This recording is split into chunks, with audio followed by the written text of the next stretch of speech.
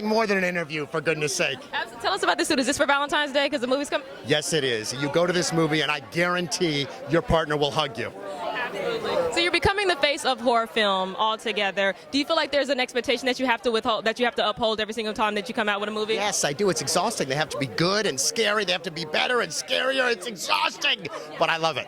Absolutely. What's a fantasy that's already come to life, and what's a fantasy that you're still trying to pursue? A fantasy I'm trying to pursue is for many, many, many, many people to come see our movie on Valentine's Day. That's my future fantasy. A past fantasy that happened was having a successful company that makes horror movies and TV shows. Absolutely. How are you celebrating Black History Month? How am I celebrating Black History Month? Now that's a good question. We have what are we doing for Black History Month at the office? We're doing screenings. We're doing screenings of African-American directed movies at Blumhouse, of which we've produced many, many. No, yes, you have. That's why I love talking to you. You're amazing. Thank you so much. Congratulations. Thank you. Thank you. So this project, it's hard living up to a Blumhouse production. I feel like you kind of have to have that spook essence with you. What made you want to sign on for this project?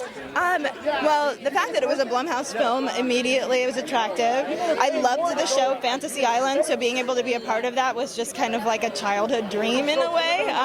Because I remember watching the show and wishing that would happen to me, and so to get to be a part of that is amazing. But it's a wonderful group of people. I'd heard wonderful things about Jeff Wadlow as a director, so yeah, it made me happy. And we're going to twist the question. I know you've been asked it several times, but what's a fantasy that's already come to life for you, and what's a fantasy that you'd want to have come to life? A fantasy that's come to life for me already. I mean, being able to tell stories for a living is, I remember like years and years ago wishing, I wish I could just watch TV for a living.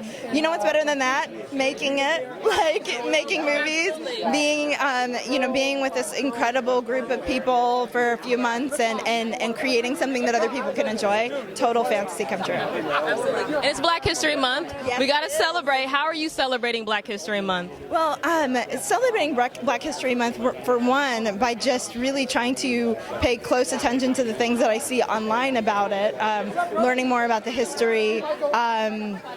I just had an opportunity to celebrate at the Black AIDS Institute, their Heroes in the Struggle Awards.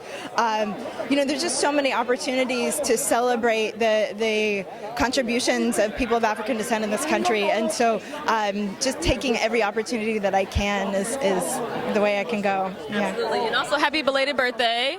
Was it not your birthday? No. It's funny. This is so interesting. You should ask this. Google has a bunch of information about me that's not true. Okay. So my birthday is not January 1st. It's July 22nd. Okay. I know it's been an interesting thing. Like, I'm not married. There's all kinds of things on there. Apparently, I live with my parents. I don't. I'd love to, but I don't. So there's all kinds of things like that. Thank you so much. And we're proving Wiki and Google wrong. Yes. Absolutely. Wiki apparently might be right. Google wrong. We're working on it. Right. We'll see. Well, thank you so much. Congratulations. I know this was a series, but it's now being turned into a film. What was it like kind of having, did you mirror anything from the original series and bringing it into the film? Oh, there's a lot from the original show in the film. You got Mr. Roarke in a white suit. You got the house with the colonial architecture. There's a seaplane. Someone says the plane more than once. So we definitely were aware of the show. We're referencing the show. We want people who are fans of the original show to see the movie, see Mr. Roarke, say, smiles, everyone smiles. But we tried to offer a very unique sort of Blumhouse twist on all of those moments so that it felt both like an homage to the original, but also a reinvention. And I know you've probably been asked this tons of times, but we're going to twist the question a little bit more. What is your fantasy that you would like to have come alive, and what's a fantasy that already has come alive for you? Interesting.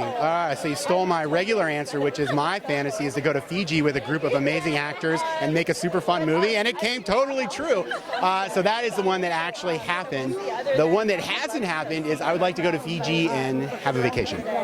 Yes. Thank you so much. Congratulations. This is a Blumhouse production. Obviously, Jason Blum is known for his horror films. What made you want to sign on to this project?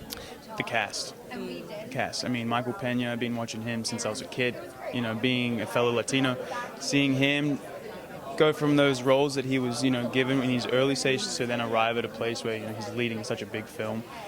that was pretty cool. That was my moment where I'm like, all right, we're moving forward. I really appreciated that.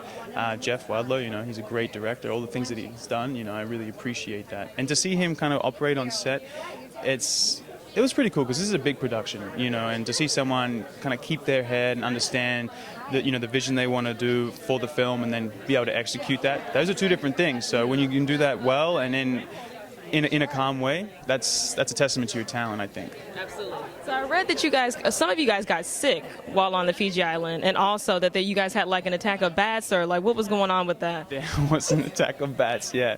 There was a bat that had flown onto a boat that had hit one of the people. You know, it was a little bit of a thing, but luckily no one got hurt. All the bat, you know, everyone was safe. But I didn't get sick, so I was pretty happy. I was dehydrated because the sun was hot, but at the same time, I was in Fiji, so I didn't mind. Absolutely. And everybody's asking the same question, so I'm going to ask you, what fantasy has already happened for you that you wanted and it's come true? Well, I moved to a new country and you know, I've been able to work in this industry that I, you know, quit my other job for and you know, be able to create a life here and follow my dreams. That for me, like, you know, from that idea of like I want to do this and then being able to do that, that's a fantasy. Absolutely. Well, thank you so much. Congratulations. Where is the buzz? You said was mine. Where is the buzz?